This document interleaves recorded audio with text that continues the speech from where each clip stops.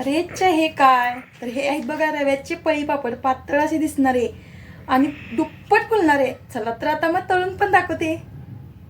तर आता कढई ठेवलं, तेल पण घातले बघा. आता गॅस लावून घेऊया आणि तेल चांगलं कडकडीत होऊन देऊया. तेल तापलंय का बघून घेऊया आपण, तुकडा टाकून. तर बघा तेल तापलं. आता आपण पापड टाकून बघूया पापड छान फुलतंय काय. तर अजून तेल एवढं फारसं गरम व्हाय नाही.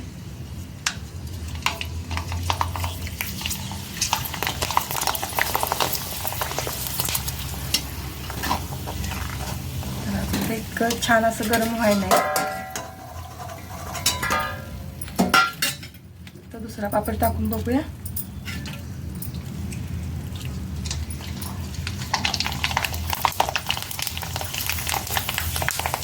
बघा किती छान फुलला पापड आपला, झाला ना दुप्पट. आता बघा तिसराही टाकून बघूया. तिसराही टाकून बघूया.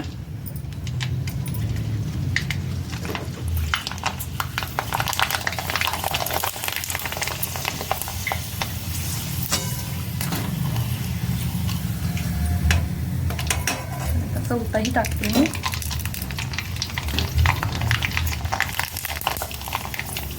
छान असे आपले पापड फुलले, बघू शकताय तुम्ही. छान झाले बघा पापड.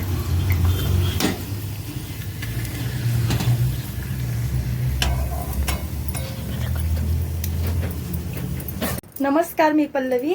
तर चला आपण वळूया आता आपल्या रेसिपीकडे. 1 वाटी रवा, पाऊण चमचा पापड खार, अर्धा चमचा जिरे आणि अर्धा चमचा मीठ, इतकं साहित्य बघा. आता वाटी आपण हा रवा घेतलाय. आता त्याच्यासाठी आपण पाणी घ्यायचं थोडं थोडं आणि हा रवा धुवून घ्यायचा पाणी घालून. मी आता इथं रवा हलक्या हाताने स्वच्छ असा धुवून घेते. आपण पातेलं ठेवून घेतले आणि आता गॅस लावून घ्यायचा आणि याच्यात आता 6 वाट्या पाणी घालून घ्यायचं पातेल्यामध्ये. बघू शकता 1 घातली मी, आता ही 2, आता 3, मोजू शकताय 4, 5 आणि 6. 6 वाट्या पाणी घालून घेतलं मी आणि याच्यात आता आपण गॅस मोठा केला आहे मी. आणि याच्यात आता आपण जिरे, पापड खार, जिरे आणि मीठ, जिरे पण घालून घेतले बघा. आणि आता मीठ घालणार आहोत. मीठ पण घातलं बघा. आणि आता आपण रव्यात 2 वाट्या पाणी घालून घेणार आहोत. 2 वाट्या रव्यात पाणी घालून घ्यायचं. घेतले बघा मी. आणि रवा चांगला ढवळून घ्यायचा, एकजीव करून घ्यायचा. रवा एकजीव करून झाला की तो जरा ठेवून द्यायचा साईडला. आणि आता आपल्या पाण्याला उकळी काढून घ्यायची आहे बघा. त्याच्यासाठी आता आपण ह्याच्यावरती झाकण ठेवून पाण्याला उकळी काढून घेऊया. तर बघा पाण्याला उकळी आली. तर आता आपण एका हातानं रवा ढवळून घेऊन एका हातानं सोडायचं आणि एका हातानं पाण्यात ढवळून घ्यायचं बघा. म्हणजे कुठेही गुठळ्या होणार नाहीत. या पद्धतीनं आपण हा रवा त्याच्यात सोडून घ्यायचा. बघू शकताय तुम्ही.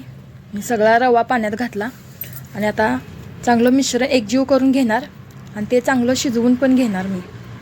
तर बघू शकताय तुम्ही रवा आपला पाण्यात घालून झाला आहे सगळा. आणि पाण्याला कलर किती छान आला आहे बघू शकताय. माझे जरा जिरे थोडेच कमीच पडलेले होते म्हणजे जरा नंतर थोडासा कलर दिसतोय. तर तुम्ही जास्त जिरे घालू शकता. जास्त जिरे घातले की कलरही छान येतो पिवळा. बघू शकताय तुम्ही. तर इथं आपलं थोडंसं घट्ट होत आले बघा.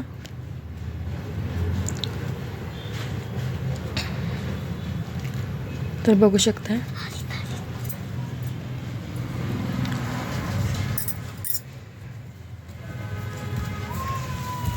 असं घट्ट सर शिजवून घ्यायचं. आता ह्याच्यावर आपण झाकण ठेवून घ्यायचं आता आपण ह्याच्यावरती. तर बघा 2-2 मिनिटाला चांगलं ढवळून घ्यायचं झाकणही ठेवून. बघा माझं थोडंसं घट्टवीत आले. आणि ह्याच्यावर जी साई येते या पिठाची ती सारखी ढवळत राहायची, कारण साई येऊ द्यायची नाही. आणि असं घट्टच एकदम आता घट्ट होते. 8 वाट्या पाणी हे प्रमाण छानच आहे. असंच करा तुम्ही बघा. मी झाकण ठेवून घेतले बघा शिजवण्यासाठी. आणि आता झाकण काढून मी 2-2 मिनटाला ढवळून घेते बघा. तर असं मी 4-5 वेळा केलं. आणि हे मिश्रण शिजवण्यासाठी मला 20 ते 25 मिनटात माझं हे खूप छान असं मिश्रण शिजवून झालं. तर बघू शकताय तुम्ही. असं हे छान मिश्रण शिजवून घ्यायचं. छान असं मिश्रण शिजवून घ्यायचं. बघू शकताय. तर मिश्रण शिजवून झाले माझं. तर 10 मिनटासाठी मी आता हे बाजूला ठेवून घेते झालं. तर गार झाल्यानंतर ना आपण हे मिश्रण प्लास्टिकच्या कागदावरती घालून घेणार आहोत बघा. घ्यायला लागले बघा मी. बघा छोटे छोटे पापड करून घ्यायला लागले बघा. आम्ही दोघेही पापड करून घेते. घाम चालले तर आता पापड बनवायचे. असे छोटे छोटे पापड घालून घेतलेत बघा आम्ही. तर बघा एवढे पापड झाले. 70 ते 80 पापड होतात एवढ्या मिश्रणात. बघू शकताय तुम्ही. आणि छान असे पापड बनतात. तर बघा माझे पापड तयार झाले बघा सगळे. आणि उन्हात घातल्यामुळे 2 दिवसात ही रेसिपी तयार होते. व्हिडिओ आवडल्यास लाईक शेअर सबस्क्राईब करा. पुन्हा भेटू पुढच्या